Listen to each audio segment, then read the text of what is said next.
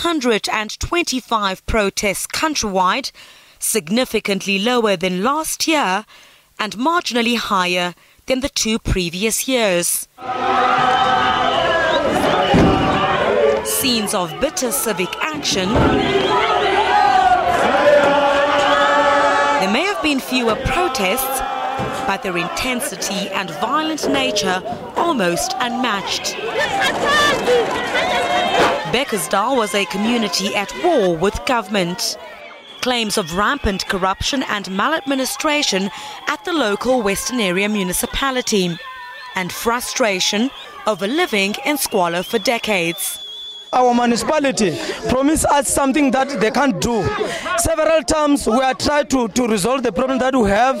They are saying they are coming. They have failed to come to us. Municipality must go under administration with immediate effect, and all councillors, they must resign with immediate effect. Well, the situation has reached boiling point and police have their hands full.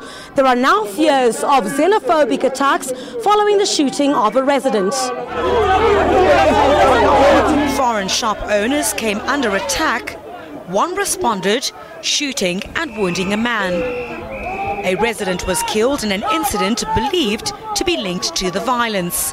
The community said they will never lose a hope until they reach the best which is to place the municipality under administration. They cannot tolerate to be misled by thugs who claim to be government officials.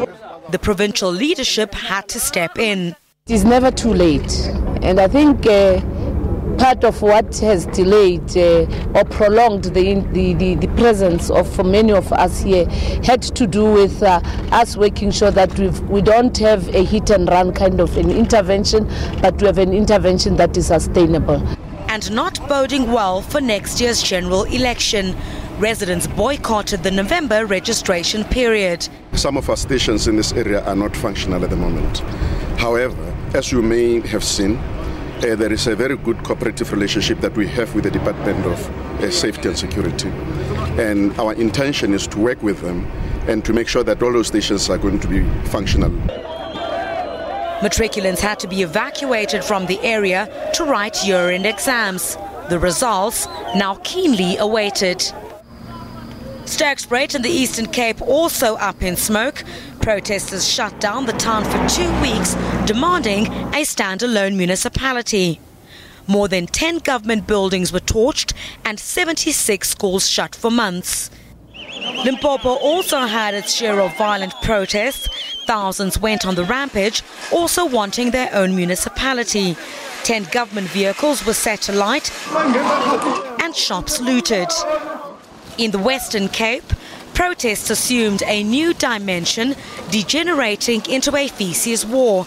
The province said it was a campaign to make Cape Town ungovernable. For the protesters, action to highlight poor service delivery and sanitation in particular. On the cusp of 20 years of democracy, many communities still feel marginalized, not benefiting from the hard-fought freedom. Now, in the run-up to next year's general election, political parties are expected to capitalize on this, and voters will be spoilt for choice with several new players. Criselda Lewis, SABC News in Johannesburg.